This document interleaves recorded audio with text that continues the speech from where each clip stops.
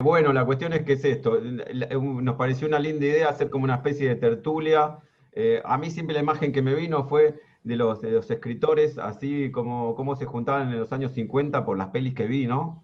Que se juntaban siempre en algún bar para tomar café y discutían sus cuestiones, ¿no? Y se influenciaban entre ellos. Y entonces esa imagen me gustó mucho, por eso también fue una de las primeras ideas, salió un poco por ahí, y también por otro lado para entrelazar un poquito, si es que se puede, las distintas generaciones de gente que tocamos el bajo. Y bueno, ¿qué más que darle aparte un espacio para que uno pueda charlar tranquilamente a gente tan importante que fue para nosotros en algún momento de nuestras vidas, ¿no? Como Adalberto, como Paul, como César, como Rinaldo, ¿no? Entonces, no, para nosotros es un lujo poder hacer esto, no es un esfuerzo, es un lujo. Eh, y yo creo que si ojalá se llenara de gente joven, acá, no sé, yo no conozco a mucha gente, así que espero que mucha gente sea joven, porque me interesa mucho el entrecruzamiento, nos interesa mucho el entrecruzamiento entre generaciones, para que sepan que tampoco están solos, que hay gente que hizo lo que están haciendo ustedes, pero lo hizo antes. Y eso es una gran experiencia para poder aprovechar.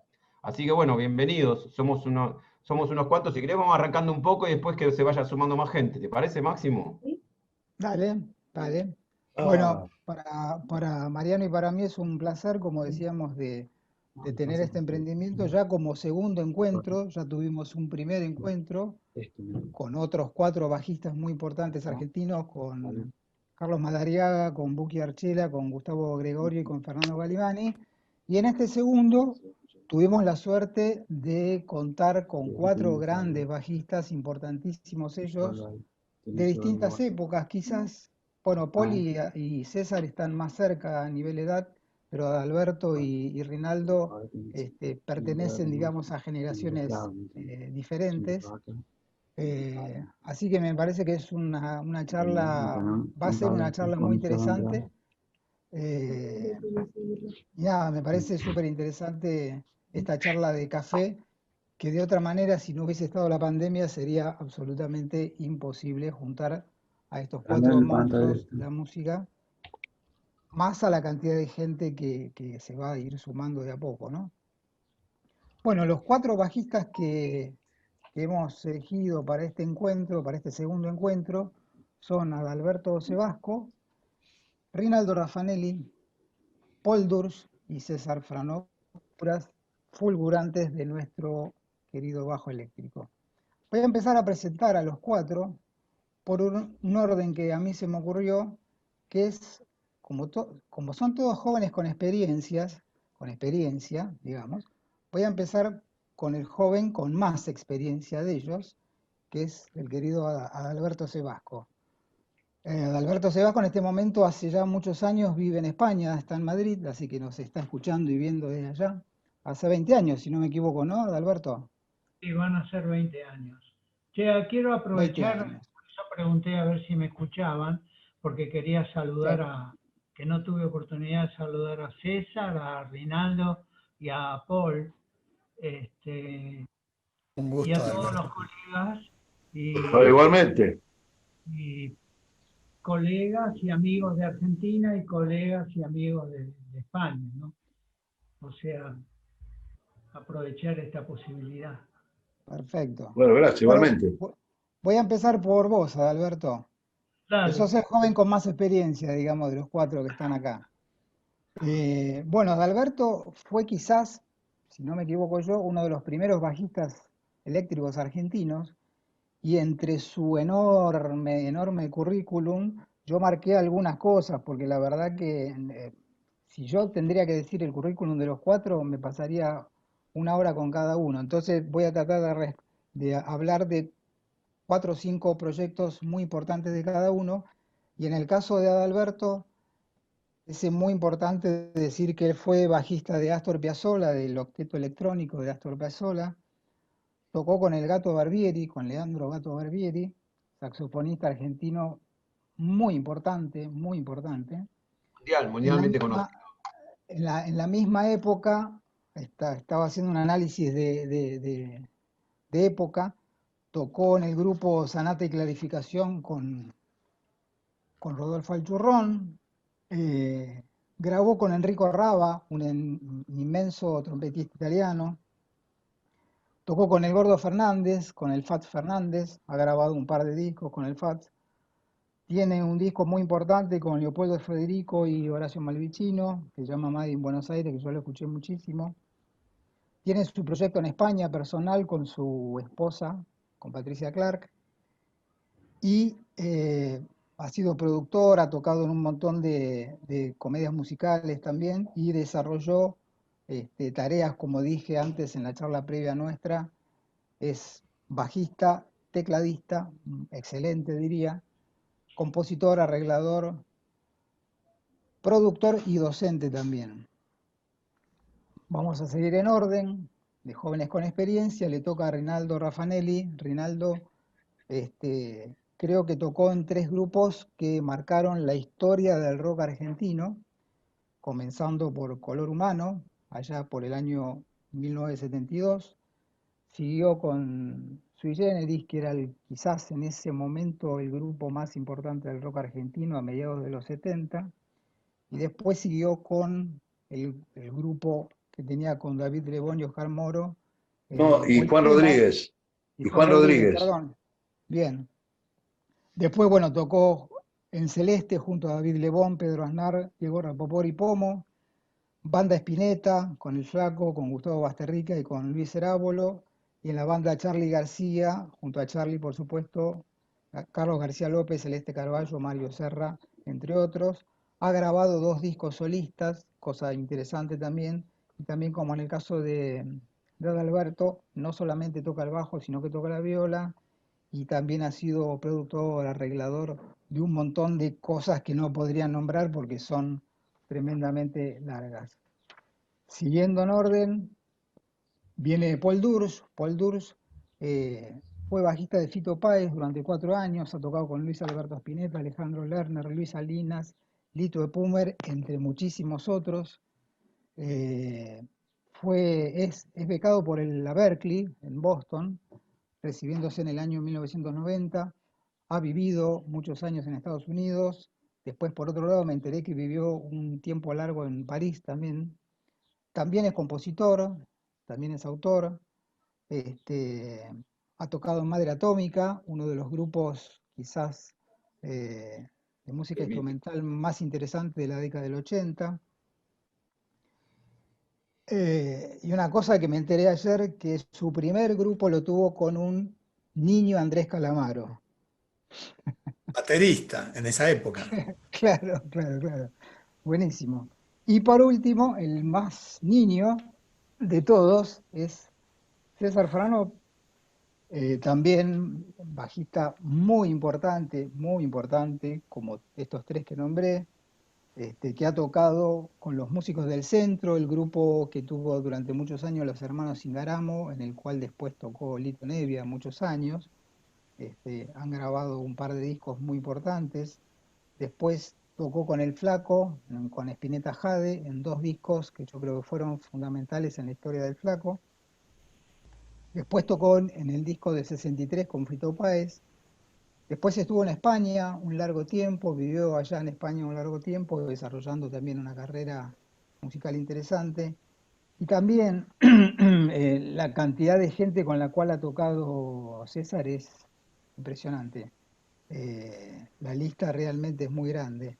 Entonces, a grandes rasgos, estos son la presentación primaria, digamos, de quiénes son estos 4 monstruos musicales que hoy nos acompañan.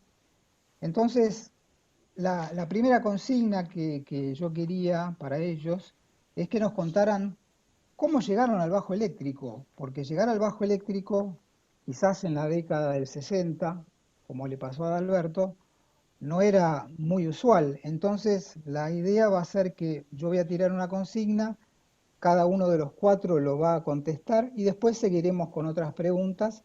Si tienen preguntas, las pueden hacer por el chat, nada más. Y vamos a tratar de que sea una charla lo más amena y divertida posible para todos. Entonces te pido, Alberto, que inicies vos este camino contando cómo llegaste al bajo eléctrico ¿En qué momento y por qué? Resulta que mi primer acercamiento a la música fue con el piano, o sea, con profesoras del barrio que me ayudaron mucho. ¿Y qué pasó? Vino de participar en grupos de rock de barrio, y cuando íbamos a los lugares que había que tocar, que generalmente eran en los clubes, escala musical, ese tipo de cosas, los pianos estaban deshechos, estaban destruidos totalmente, no había forma de poder, era un sufrimiento cada vez. Y yo me tenía que quedar al costado viendo cómo mis amigos, mis compañeros, hacían el show. No Hasta que existían los pianos eléctricos en esa época todavía. no había, habría los teclados, los Farfisa, Ah, que ok, teníamos suerte de tenerlo, ¿no? Los claro, Rhodes, claro. también, los Rhodes. Los Rhodes, ponele, el pianos eléctricos, ¿no? No, fue Fue posterior, posterior, fue Ah, claro, posterior. No claro. existían los teclados. Hasta que un día mi amigo Miguelito Fender, no sé si alguno lo conoce o sintió hablar de él, Sí, Miguelito sí, Fender sí, era el único que tenía un Fender. sí, tal Había cual. dos músicos que tenían Fender. Los demás los podíamos ver a través de fotos en las revistas, no había forma. Y me dijo, che, dice, ¿por qué no agarrás una guitarra y así podés participar y no te quedás al costado mirando cómo tocamos nosotros? Y ahí empezó todo porque realmente sentí la sensación de que no había sentido nunca, verdaderamente la vocación de empezar a hacer, de contribuir a ser una base y de estar tocando para los demás, pero disfrutando a la vez. Y, y así fue. Entonces, ¿qué pasó?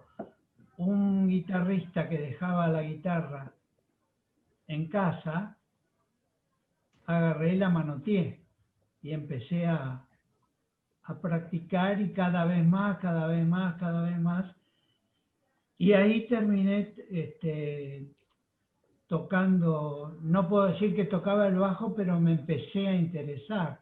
O sea, yo tenía una guitarra de las llamadas criollas, le saqué las dos cuerdas de abajo y pegaba los pedacitos con el nombre de cada nota que correspondía a cada cuadrado. ¿Es un papelito? Tremendo, tremendo, Y entonces, así tremendo. fui tomando cada vez más confianza y cada vez me fue gustando más hasta que mis padres me compraron un bajo. Pero así fue, le agradezco de por vida a Miguelito Fender el hecho de haberme dicho, che, ¿por qué no agarrás una guitarra, aunque sea para poder participar? mirá vos. Quiere decir que tu ¿Cómo, primer bajo, cómo perdón, pegabas los Alberto, papelitos? Pero tengo una duda así existencial. ¿Cómo pegabas los papelitos? ¿Usabas el medio de los ojalillos? ¿Te acordás de los ojalillos? El redondelito del medio, ¿usabas eso? ¿Viste? Este, aprendan. Tanto usaba YouTube, mirá cómo empezó Alberto. A el, la, Machete. a la gente joven, aprendan cómo se aprende a tocar el bajo.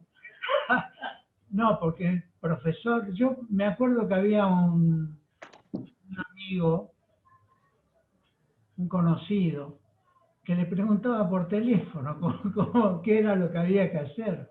Cuando yo sé que escuchaba el bajo cuando hacen un walking o hacían un walking, y le preguntaba, le digo, ¿qué tocan?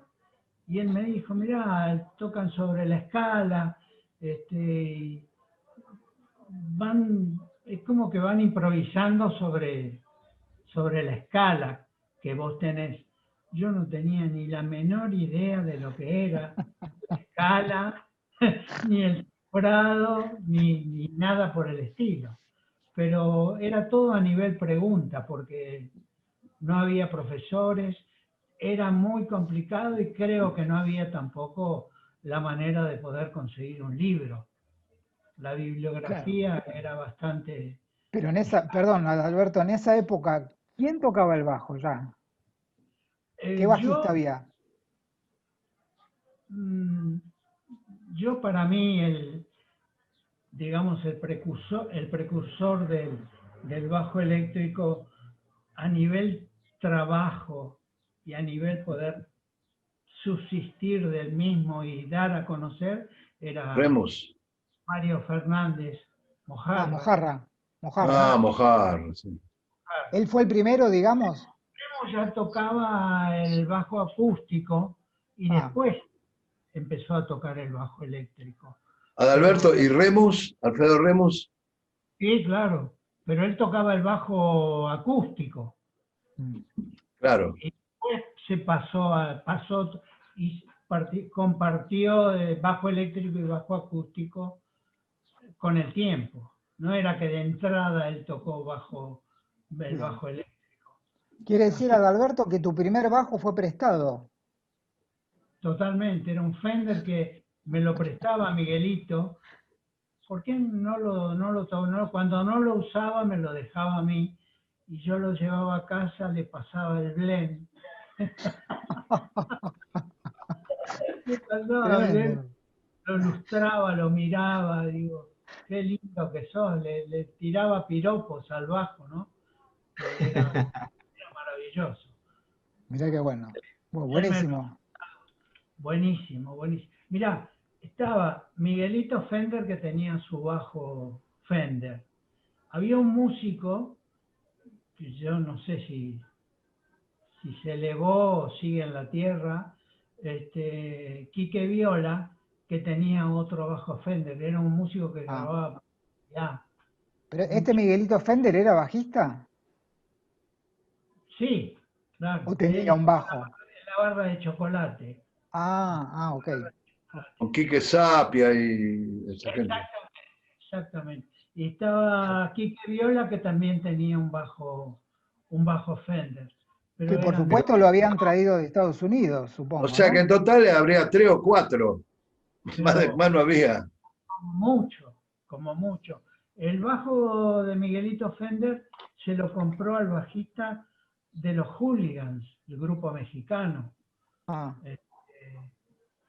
Y era una locura eso, porque era Sí. estar viendo una foto, tenerla entre las manos, ¿no? Y en esa época eran todos pre-CBS. Claro, claro, increíble. Hasta el bien, perfume del bajo nunca más lo volví a sentir. Sí, bien. increíble. Rinaldo, lo tuyo, ¿cómo fue? Tu llegada al bajo, ¿eh? Yo tocaba guitarra eléctrica, o sea, Sí. tocaba elemental, sacaba solamente canciones de los Beatles, Bien. porque aparecieron y se me dio vuelta la cabeza. Y me junto con unos chicos que eran 2 guitarristas y un batero. O sea que éramos 3 violeros y un batero. Entonces, yo tenía un amigo que cantaba bien las canciones de los Beatles, pero que no tocaba nada. Entonces le hicimos comprar un bajo violín, me acuerdo en Casa América, y yo me comprometí a sacar los bajos de McCartney. Yo estaba totalmente loco. Sacar todos los bajos de McCartney en un Winco con una criolla.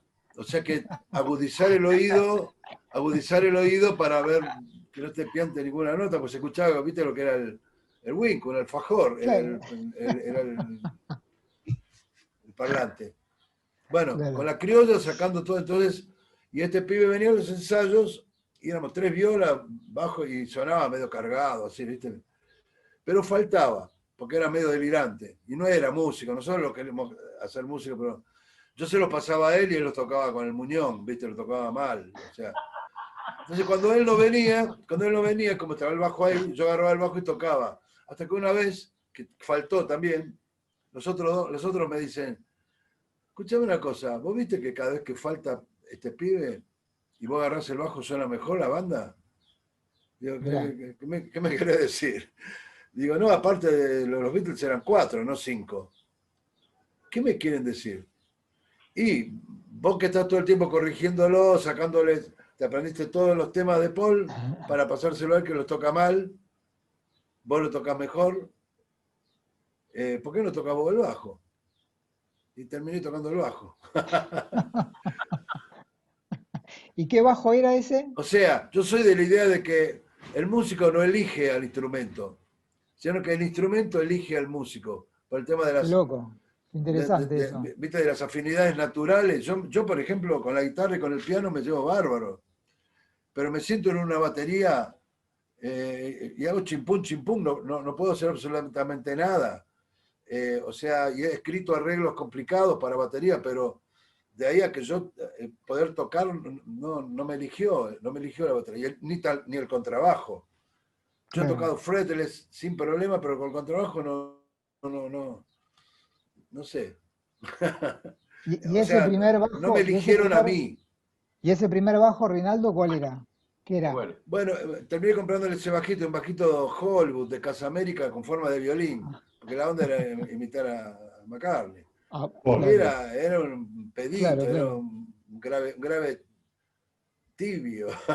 Claro. Bueno, pero me aprendí casi todos los álbumes de los Beatles en ese bajo. Mirá, con el Winco. Saqué todos. Y después. Con el Winco. Sí, con el Winco y la criolla. Y bueno, pero eso es bueno porque terminás ejercitando el oído. En una época en que no había profesor, no había nada. Salieron los Beatles y aparte nadie te decía, che, escúchame, andá y sacá los bajos que así vas a ser un buen bajista. Nadie te iba a decir eso. Yo estaba sacando los bajos porque este pibe se lo tenía que pasar a él sin saber lo que estaba haciendo yo. Y lo que estaba haciendo es que el universo tenía para mí reservado que yo tenía que tocar el bajo. No, sí, ¿Cómo terminó la historia de cómo le dijiste, vos le dijiste que no iba más en el grupo, chico? No, después lo rajamos, le digo, mira, voy a tocar yo el bajo, porque vos, viste, y yo le compré el bajo a él. Bueno. Pero bueno, y quedé bajista, pues como dijo antes, si yo tengo que grabar la viola o el piano, lo hago pero muy concentrado, muy como, toca hacerlo bien. En cambio, cuando toco el bajo me divierto, es otra cosa. Bien, buenísimo. Paul, ¿tu experiencia? Bueno, mi experiencia con el bajo fue así. Yo cuando tenía 9 años, mi viejo era director de cine publicitario. Era un loco lindo mi viejo, hacía muchas cosas. Él había estudiado teatro en Francia y se dedicó a ser director de cine publicitario porque eso le daba guita, pero no le gustaba la publicidad. Y resulta que él me empezó a acomodar en algunas películas, yo como niño actor en algunas publicidades, hasta que al final ya, claro, los de las agencias de publicidad decían, bueno, mira aquí que no podés meter a tus hijos siempre, ¿no? Sí, tenés razón.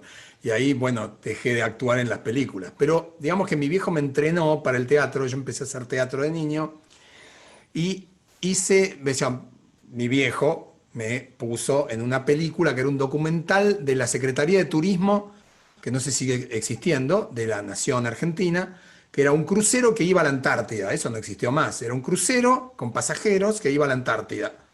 Y entonces yo era el niño actor del documental que era para vender el viaje a la Antártida.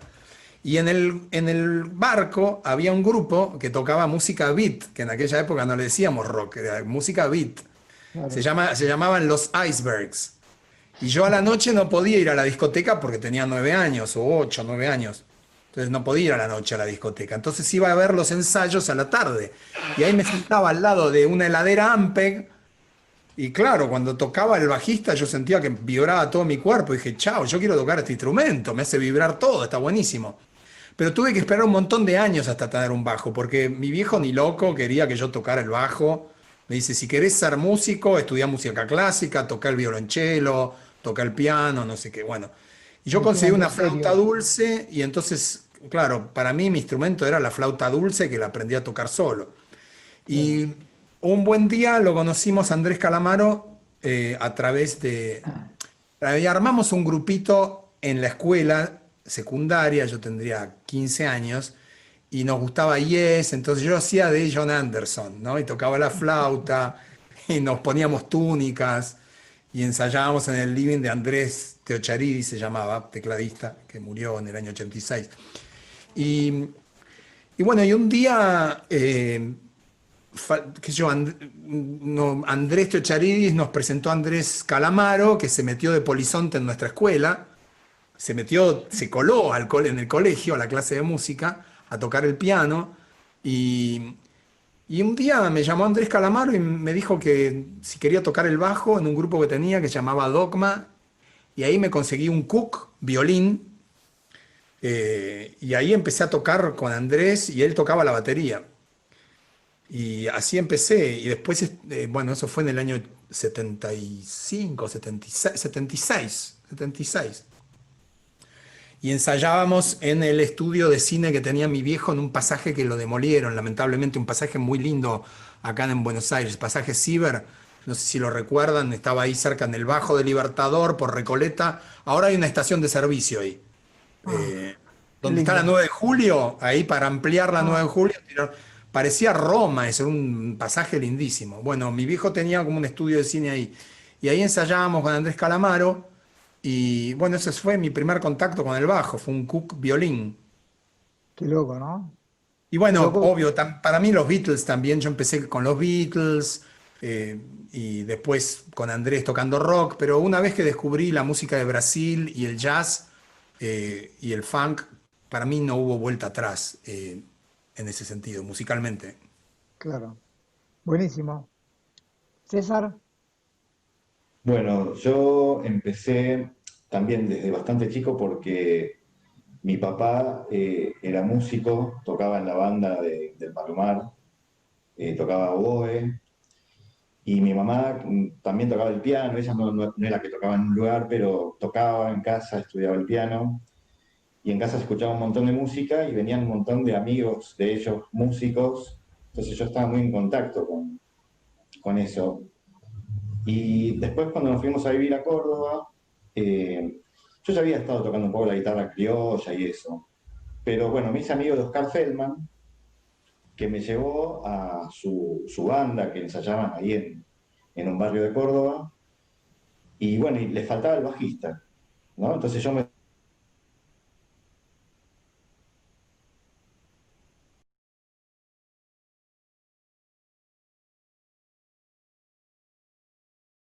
¿Se cortó? Ahora Ahora, volvió. ahora, ahí ¿Vio? vuelve. Ahí dijiste volvió. faltaba el bajista y ahí se cortó. Ahí. Claro, ellos me decían, mirá, vos podés hacer, digamos, las tónicas, aunque sea, de los acordes, te decimos dónde tenés que poner los dedos, y por lo menos hasta que vuelva el bajista, porque ellos tenían un bajista, pero que no sé, no iba a ensayar o algo así, que era buenísimo, por otro lado, un bajista de Córdoba, Pepe Figueroa. Y bueno, y los temas o sea, ellos hacían temas, por ejemplo, de Hermeto, ¿viste? Hacían temas de Weather Report, ¿viste? O sea, era una banda de jazz rock. Entonces, para mí, bueno, yo tocaba igual un poco, había estado estudiando el violonchelo, incluso tenía como 14, 15 años en esa época. Había estado estudiando un poquito el violonchelo en el conservatorio en Córdoba, tocaba la guitarra en casa, me gustaba también sacar, qué sé yo, Tristeza por un día de Yes, me acuerdo, o cosas de Emerson Lake and Palmer, ¿no? Pero bueno, o sea, era como, lo hacía para mí, no pensaba, soñaba con ser músico. Pero bueno, fue así que llegué al bajo. Tampoco, digamos, no venía escuchando mucho a bajistas antes. O sea, había escuchado a Alfonso Johnson o a Lake, o por supuesto, bueno, a Paul McCartney lo descubrí mucho más tarde como bajista, porque para mí Paul McCartney era un Beatle, y yo la verdad que cuando era más chico escuchaba Beatles, pero no sabía pensaba que eran 3 guitarristas y un baterista, ¿no? O sea, no tomaba contacto con el bajo realmente. Pero mi mamá fue la primera que me señaló el bajo eléctrico una vez escuchando un disco de Emerson Lake and Palmer en casa. Yo era muy chico, me decía, mira, escuchá, ese es el bajo. Todavía me acuerdo de eso. César, ¿tu Escuchá mamá cómo suena escuchaba, el bajo. tu mamá escuchaba Emerson Lake and Palmer? Mi mamá escuchaba Emerson Lake and Palmer, sí, sí, sí, sí. Escuchaban Génesis en casa. Y es todo el rock sinfónico, o sea, venía, digamos, venía al lado de mi mamá. ¿Cómo? Aparte, las bases de Greg Lake son un moño, parecen temas de Piazzolla, cada base de bajo. Sí. Claro, claro, sí, por eso Y, una música. Y tenía mucho de Bach también. También. Claro. A mí otra cosa que me encantaba escuchar era Luthiers, por ejemplo. Yo era fanático de Luthiers, porque aparte me encantaba que intervenían los instrumentos, que inventaban instrumentos. Eso me llamaba mucho la atención también. Así que bueno, fui como, digamos, fui bajista también, un poco parecida a tu historia, Reinaldo, o sea, dale, ¿querés tocar el bajo? Y sí, yo iba a los ensayos de esta banda siempre porque me encantaba ir a escucharlos, ¿no? Y Oscar tocaba el saxo, Gabriel Braceras, un pianista, compositor, viste, buenísimo en esa época. Bueno, nada, ese fue el comienzo. Esa banda luego fue Los Músicos del Centro, Claro. un año y Los pico más hermanos tarde. Ingaramo. Claro, después eso se fusionó con otra banda que se llamaba Encuentro, donde estaban los Ingaramo, Claro, y ahí claro, empezaron claro. Los Músicos del Centro, y bueno. Y ahí Estaba ya, bueno, Feldman, yo, ¿no? Ahí estaba claro, Feldman, estaba ahí. claro, sí. claro. Qué Ahora, lindo qué esos loco que momentos. los cuatro, las Ah, cuatro perdón. historias que se contaron son bastante similares.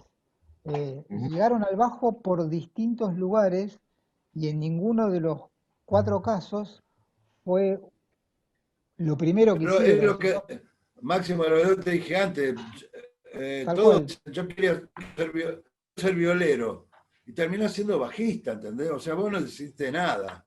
El instrumento te eligió a vos, Qué el loco, ¿no? universo te eligió a vos. Es muy Es fuerte muy eso. ¿Viste? Porque si vos decís quiero ser violero, sos violero.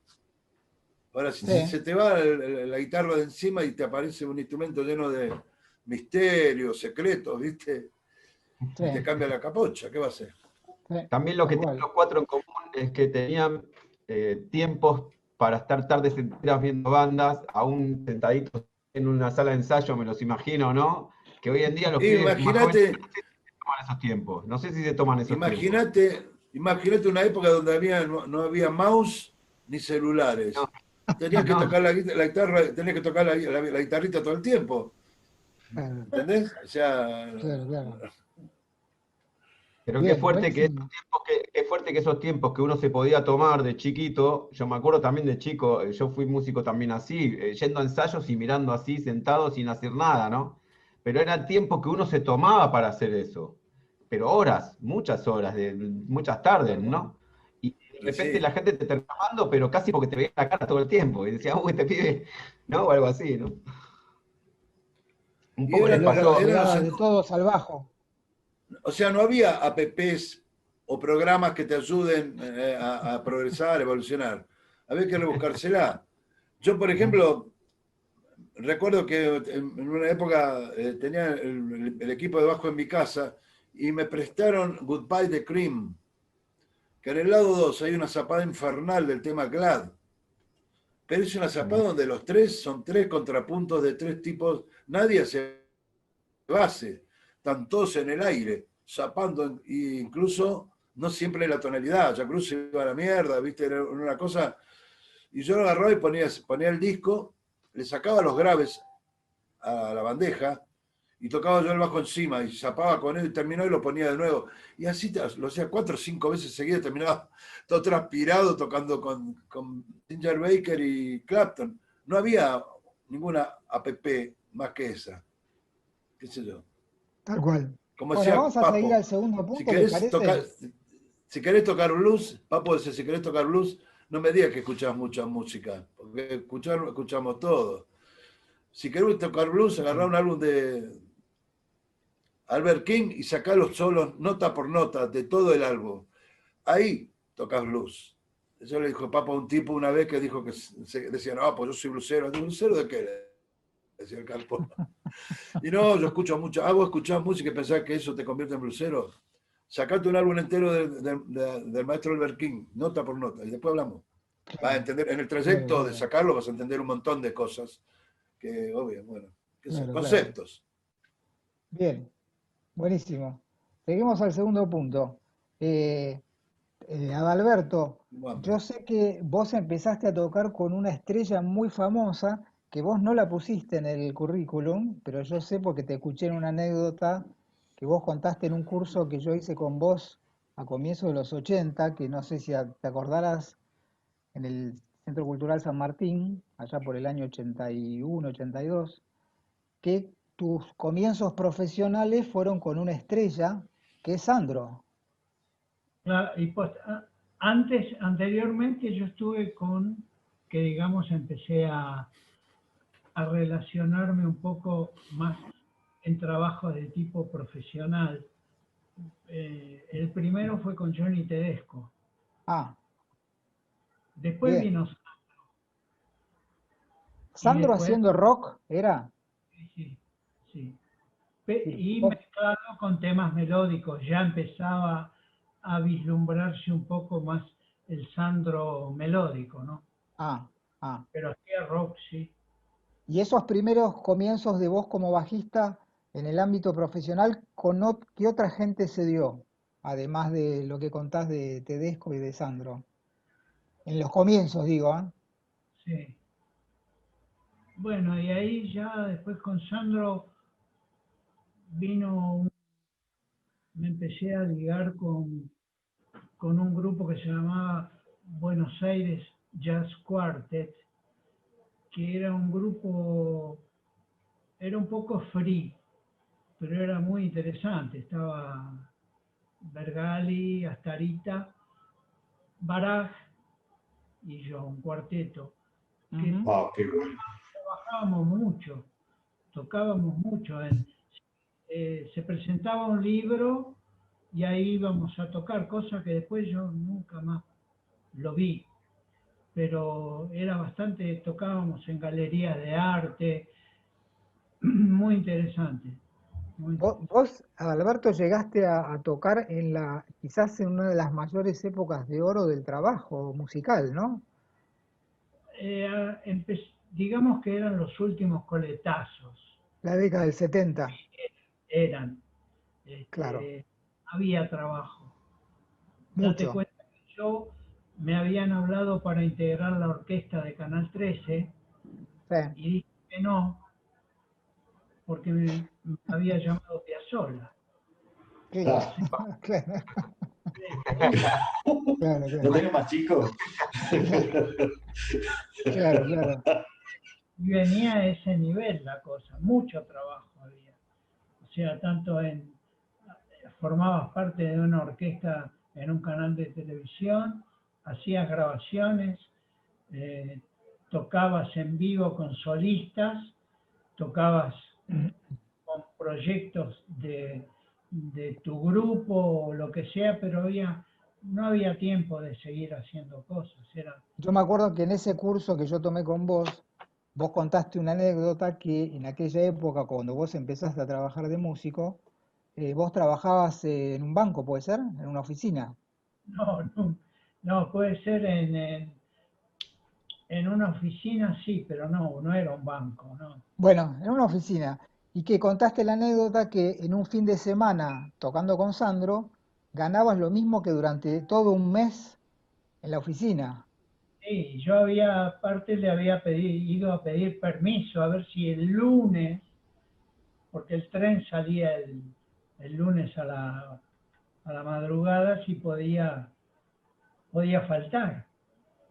Y la respuesta fue, lo que pasa es que si le damos permiso a usted, se lo tenemos que dar a todo el mundo. Y no me lo dieron, pero falté igual. Y nunca más. Me jugué y no fui. Pero sí, realmente ganaba en 3 días lo que ahí ganaba en un mes. Claro. Y ahí Qué bueno. hice los cálculos y digo, ahí se terminó. Ahí se terminó, nunca más. Y digamos que mal no te fue. Bueno, pareciera que no. Si te hubieras quedado en la oficina. era un banco, era una casa de repuestos de autos en la calle Paraná. Mirá qué futuro hubieras tenido ahí. ¿Sabes lo que hicieron? Cuando llegaba, porque ya llegaba fin de año, entonces adelantaban el pago. Me acuerdo que pasaba una secretaria con un cajoncito con todos los sobres y iba repartiendo. Y a mí también me lo dio, bueno, digo, qué bien. Y a los 15 minutos vuelve esta mujer y me dice, me han dicho de que te lo retire. Le sacaron el sobre y se lo llevó. Y ahí, bueno, la Buenísimo. frustración fue terrible. Claro. Sí, obvio. Qué Había que bueno. pasarlo Qué eso. buena historia. Qué Había que buena pasarlo. historia. Pero mirá vos el pensamiento de la persona que dije, a este se la voy a dar donde más le duele. Porque yo estaba Claro. contento. Digo, bueno, me voy con Con mi el plata. dinero antes, claro. Claro, claro. Me lo hizo probar y me lo sacó. Mirá qué loco.